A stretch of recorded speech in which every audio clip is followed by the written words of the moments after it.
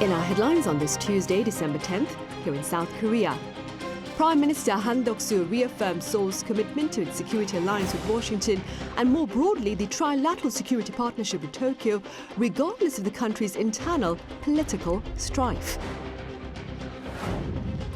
Meanwhile, at the National Assembly, lawmakers passed an opposition-led motion for the appointment of a special counsel to investigate President Yoon Suk-yeol for his declaration of martial law last Tuesday. And the award ceremony for this year's Nobel laureates begin later on this Tuesday in the Swedish capital city, where Korean author Han Gang will be honored for her work in literature. Prime Minister Han Duck-soo has highlighted the importance of Seoul's security alliance with Washington, as well as the trilateral security partnership with Tokyo. The remarks were made during a cabinet meeting earlier on this Tuesday, during which he also urged relevant officials to reassure the international community about national governance despite its political strife. To this end, according to the Prime Minister's office, Mr. Han met separately with U.S. Ambassador Philip Goldberg earlier on Monday to reaffirm in person the government's commitment to its constitution and law. And amid the heated political dispute over the manner of the president's ultimate departure from power, the Yongsan presidential office continues to maintain its silence over the events of the past week. Our correspondent Oh Soo-young reports. Silence ensues at the presidential office, while fiery debates blaze all around it on when and how to relieve President Yoon Suk-yeol from his role. His order to impose and retract martial law shocked the country and the world last week, stirring nationwide calls for his impeachment or resignation. Since making an apology to the public on Saturday, the leader has stayed mum and is believed to be staying put in his official residence in Yongsan-gu district.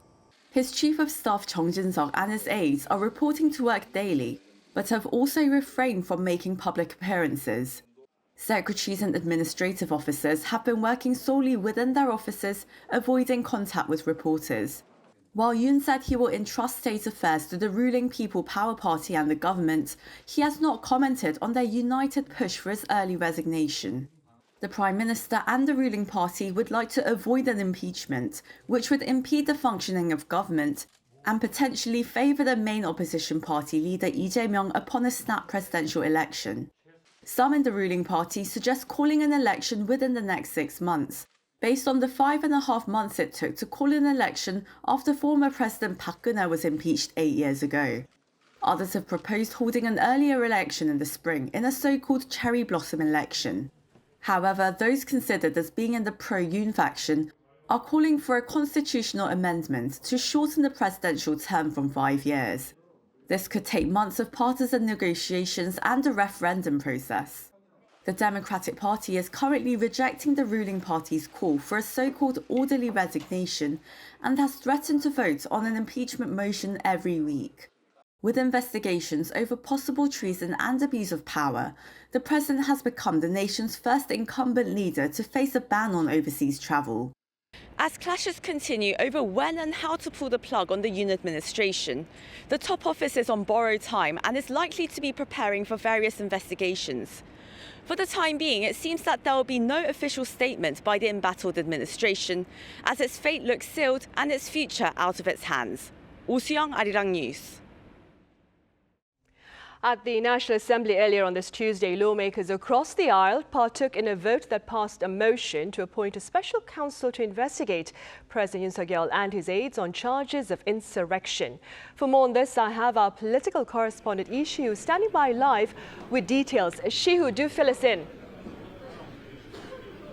Right, Sunny. So at around 3 p.m., as you said, the Assembly approved a bill, an opposition-led bill prompting a standing special counsel investigation into President Yoon Suk-yeol and his close aides for declaring martial law and for what they call instigating insurrection on the night of December 3rd. Now, of the 287 lawmakers present at the meeting today, 210 voted for, 63 voted against, while 14 abstained. Now, the ruling People Power Party members this time were able to freely vote on the stance on their own. Now, the bill seeks to initiate investigations on the president and his close allies and aides, including the just resigned then former Minister of Defense Kim Yong-hyun, then former ruling party floor leader Chu Kyung-ho, and the Prime Minister Han Duck-soo for being responsible in alleged violation of the Constitution in declaring of martial law. Now, the president does not have the right to veto the standing council, but the council can only launch once the president has appointed its members. There are also restrictions on the period of length and organization of the special council. To offset such limits, the opposition plans to put for a vote a separate prosecution bill, a more comprehensive regular special counsel bill this Saturday as they go for a second attempt at impeaching President Yoon. Right, I see. Shiu, meanwhile, where do we stand with regard to the parliamentary proceedings on next year's budget bill? Right, so the Assembly is currently debating and conducting a vote, soon to conduct a vote on the 2025 budget bill. The DP finalized bill puts next year's budget at 673.3 trillion won, down 4.1 trillion from the government's initial proposal. There have been mainly cuts in the government's reserve fund and special activities expenses in the Office of the President and the National Security Office, as well as the prosecution and the police. The PPP, which has protested cuts until right up to the vote, denounced the results, saying the DP is hindering government affairs that deal with people's livelihoods to achieve its own political goals. And speaking about the ruling party, Shiu, I understand there's been much intra-party squabbling. Do tell us more. Right, Sunny. So the PPP is right now in the process of seeking a new floor leader after its former one, Chu Kyung-ho, stepped down from the post since the declaration of the martial law and the impeachment motion on President Yoon Suk-yeol last Saturday. He's taking responsibility to do that. They're due to hold the election this Thursday, but as for reportedly, there are clashes internally between the close allies of President Yoon and the chair Han Dong-un on who should lead the inner workings of the party in this time of political turmoil. Sunny? I see. All right, Shiu, thank you for that coverage. That was our political correspondent, Lee Shi-hu, reporting live from the Parliament. The prosecution is moving quickly with its investigation into the role played by Defense Minister Kim Yong-hyun that resulted in a 6-hour martial law here in South Korea last week. Our An Sung-jin has the latest. Former Defense Minister Kim Yong-hyun waived his court hearing scheduled for Tuesday, deciding not to attend. The hearing still proceeded without Kim's presence, and the review will be only based on documents submitted by his lawyers. In a statement delivered by his legal counsel, Kim said that he deeply apologizes for causing inconvenience to the people and asked people to pray for the future of a free South Korea, saying that he would forgo the arrest warrant review. Prosecutors at the Seoul Central District Court will determine as early as late Tuesday night whether Kim is to be arrested. The prosecution's special investigative team had issued an arrest warrant for Kim, stating that Kim's charges include colluding with treason and abuse of power over his alleged role in President Yoon Suk-yeol's brief declaration of martial law. Kim is accused of being responsible for proposing martial law decree, the banning of all political activities, as well as the deployment of troops to the National Assembly. Prosecutors added that the issuing of warrants came amid concerns that Kim may attempt to flee or tamper with evidence, given that he changed his mobile phone after the martial law announcement. The police special investigation team soon plans to question others in connection with the martial law declaration. Former Minister of Public Administration Lee Sang-min, former commander of the Defense Counterintelligence Command Lieutenant General Yeo In-hyung, and former commander of the Capital Defense Command Lee Jin-woo have been notified that they will be summoned, though the specific dates are yet to be determined. This comes a day after an emergency travel ban was placed on them as the police pledged to investigate the decision process behind the martial law declaration. However, Commander Yeo had already been summoned by the prosecution's special investigative team on Tuesday morning. The police special investigation team also announced on Tuesday that it has issued a travel ban for the Police Commissioner General, Seoul Metropolitan Police Agency Commissioner, and National Assembly Guard Commander. The team had also requested data regarding the deployment status of individual soldiers from the Defense Counterintelligence Command, Capital Defense Command, and other related organizations from which the troops were deployed. An Sung-jin, Arirang News. The U.S. hopes the political strife in South Korea will be settled peacefully and in accordance with the rule of law. In a press briefing back on Monday, State Department spokesperson Matthew Miller also reaffirmed the strength of the alliance between Seoul and Washington, adding that all channels of dialogue remain open. In response to questions about whom the U.S. government regards as President Joe Biden's counterpart in South Korea, he replied President Yoon is the president of South Korea. Back on the local front, officials in charge of economic matters are actively working to address market concerns about the broader implications of Korea's political predicament. Our correspondent Moon Hae-ryun covers their efforts. With growing uncertainty following the dismissal of President Yoon's impeachment motion, financial authorities are working to ease public and market sentiment. On Tuesday, Finance Minister Choi Sang-mok stated during a meeting with other finance chiefs that the government is prepared to address the rising market volatility and has sufficient resources to do so. He also emphasized that despite the current political instability, the underlying foundations of South Korea's economy remain solid. During a cabinet meeting on the same day, relevant financial ministries and agencies were urged to communicate the government's efforts and the strong foundations of the economy to international organizations to prevent any impact on external credibility. Efforts to coordinate emergency economic cooperation between the ruling and opposition parties are also underway, with Finance Minister Choi mentioning that the government would actively participate if such a body is formed. The Financial Services Commission also held a meeting on Tuesday to review the impact of the recent surge in the Korean won-US dollar exchange rate on the stability, liquidity, and overall health of banks. The meeting involved CFOs of major financial groups and institutions, including banks, security firms, credit card companies, and insurance firms.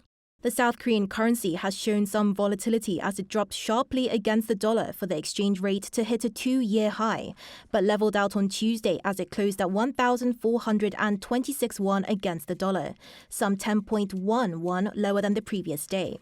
On the stock market front, the benchmark KOSPI and tech-heavy KOSDAQ also showed signs of stabilizing after experiencing significant fluctuations since the short-lived martial law declaration. The KOSPI recovered past the 2,410 mark on Tuesday as it closed at 2,417, driven by foreign investors who found value in the market's recent sell-off and investigations into the martial law order made headway, while the KOSDAQ closed at 661.59, jumping by 5.52%. This comes as foreign investors sold off over 7 trillion won in financial stocks from December 4th, the morning following President Yoon's failed martial law order to last Friday. Moon Hae-ryun, Arirang News. And over in the Middle East, a new government is taking shape in Syria as rebel forces take over power from the al-Assad administration. Our Lee Seung-jae has more.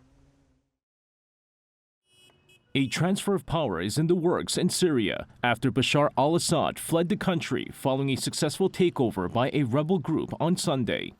According to Reuters, the outgoing Syrian Prime Minister Mohammed Jalali agreed to transfer the power to the Salvation Government.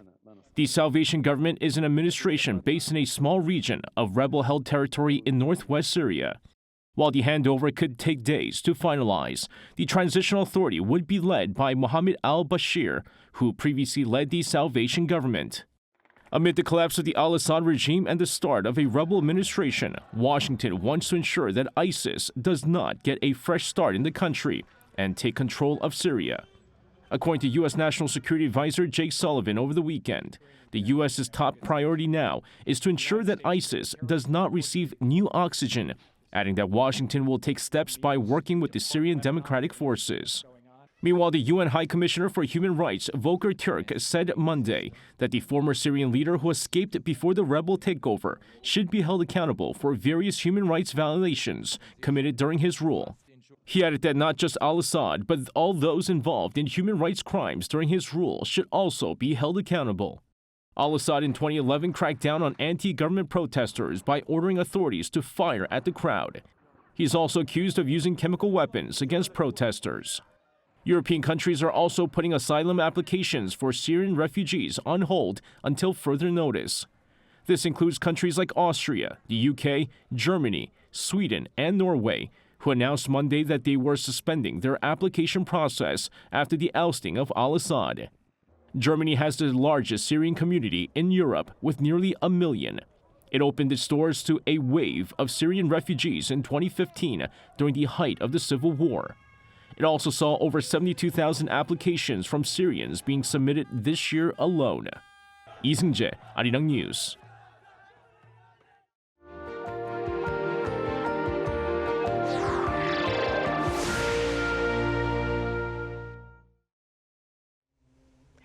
The award ceremony for this year's Nobel laureates begin later on this Tuesday in the Swedish capital city, where Korean author Han Gang will be honored for her work in literature. Our culture correspondent Song Yoo-jin has a preview of the day's events. Do take a look. It's time to celebrate achievements and innovations. Today, December 10th, is Nobel Day, when this year's Nobel Prizes are awarded to the winners. Here's a preview of the big day. This is a Stockholm concert hall where the Nobel Prize award ceremony will begin at 4 p.m. local time. Each laureate will be honored with a presentation speech before receiving a diploma and a medal presented by Sweden's King Carl Gustaf. Korean author Han Gang, this year's Nobel laureate in literature, will take the stage fourth following the awards in physics, chemistry, and physiology or medicine. After the award ceremony will be the Nobel Prize banquet. Sometimes described as the world's most secretive dinner, the menu is kept tightly under wraps until the event begins.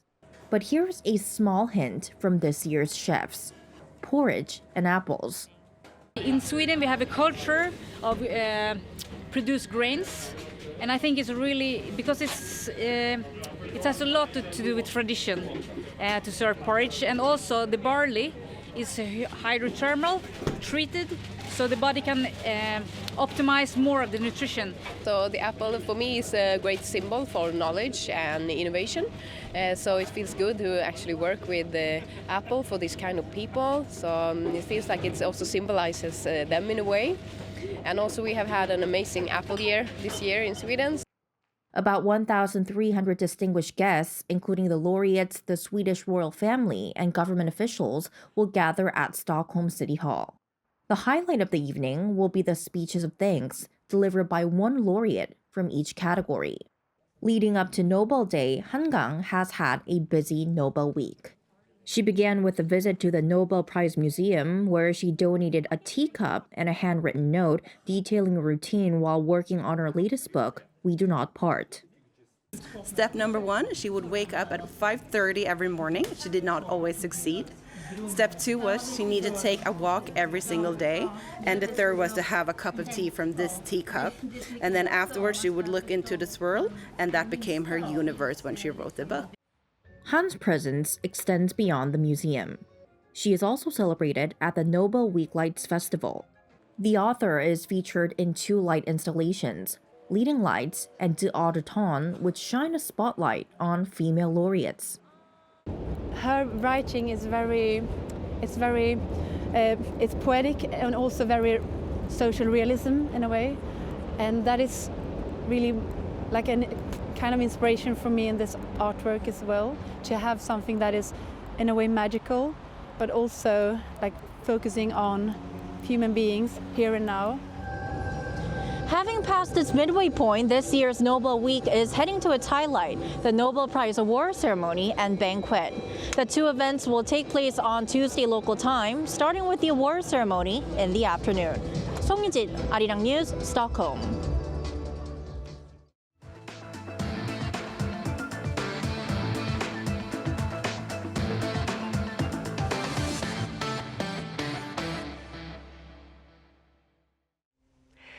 Squid Game Season 2 has secured a Golden Globe nomination. This Netflix drama hits the small screen on December 26, but the voting body of the Golden Globes was reportedly provided with an early screening opportunity, which led to the nomination of this latest series in the Best Drama category. This man of nomination is not unusual, according to American entertainment magazine The Hollywood Reporter. The 82nd Golden Globe Awards will be held on January 5th. And on the K-pop front, a duet by BTS member V and singer Park Hyo-shin has stepped into the Billboard Hot 100 chart. The song titled Winter Ahead was released on November 29th and has charted at 99th place on the Billboard Hot 100 for the week of December 14th. In addition, the 2020 BTS hit Dynamite has surpassed 1.9 billion views on YouTube. According to its agency, this is the first time a BTS music video has hit this number of views. And badminton player An Se-young has been honored as Female Player of the Year by the Badminton World Federation for the second year in a row. The 22-year-old player clinched gold in the women's singles tournament at the Paris Olympics this year, bringing home Korea's first gold medal in this event in 28 years, following the Atlanta Olympics in 1996. And following the Summer Games in France, and also won the women's singles title at the China Masters in Shenzhen.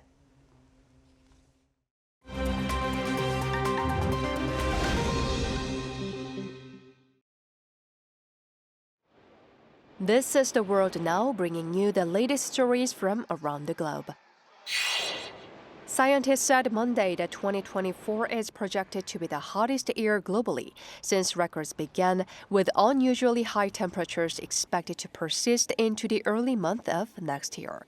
According to data from the EU's Copernicus Climate Change Service, the average global temperature from January to November 2024 will be 1.5 degrees Celsius higher than the pre-industrial average from 1850 to 1900. The temperature shifts have already caused significant climate-related disasters worldwide this year, which claimed thousands of lives. Those include severe droughts in Italy and South America, devastating floods in Nepal, Sudan, and Europe, as well as deadly heat waves in Mexico, Mali, and Saudi Arabia. With the burning of fossil fuels the primary driver, nations have pledged to achieve net zero carbon emissions. However, global CO2 emissions are expected to hit an all-time high this year. The suspect in the fatal shooting of Brian Thompson, the 50-year-old CEO of United Health Group's insurance division, has been apprehended.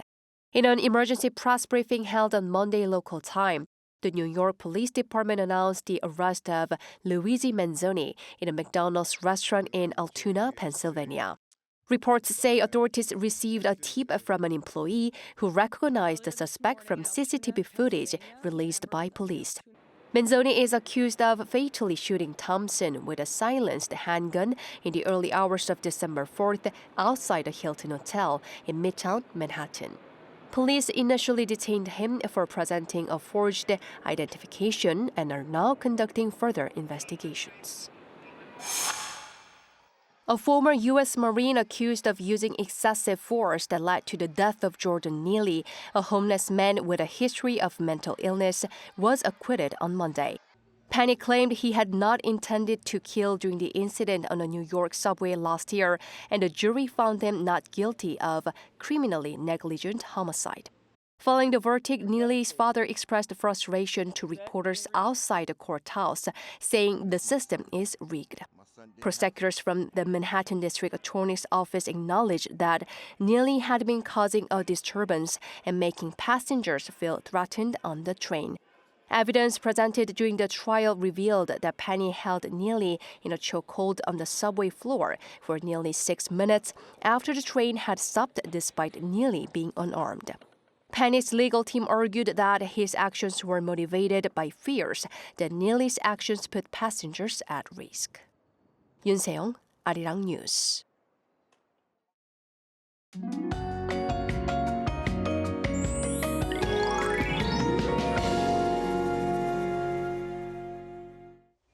Although the air feels cold, it is not as severe as it seems. The temperature in Seoul rose up to 7 degrees Celsius, which is at the level of previous years, and about 2 degrees higher than yesterday. With clear skies, it is still good to do outdoor activities. However, the weather is extremely dry in areas toward the East Coast area, and dry weather advisories are issued. Dry weather warnings have been also issued for the eastern parts of Gangwon-do province, such as Gangneung. In particular, as winds are strong, it is easy for fires to spread quickly, so you should take extra precautions. Tomorrow, Seoul and Gyeongju will start off at 0 degrees, Gwangju 2 degrees. Daytime temperature will move up to 6 in Seoul, Gwangju and Daegu 9 degrees.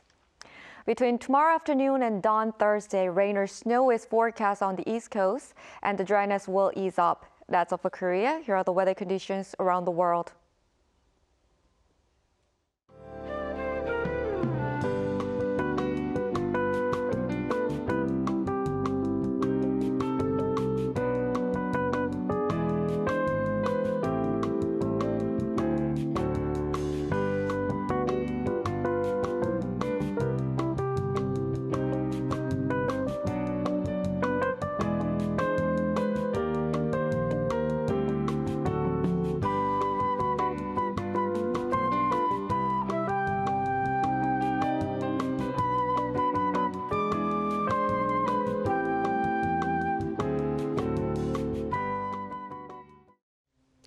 Those are the headlines at this hour here in South Korea. Coming up next is our daily panel session with our foreign journalists.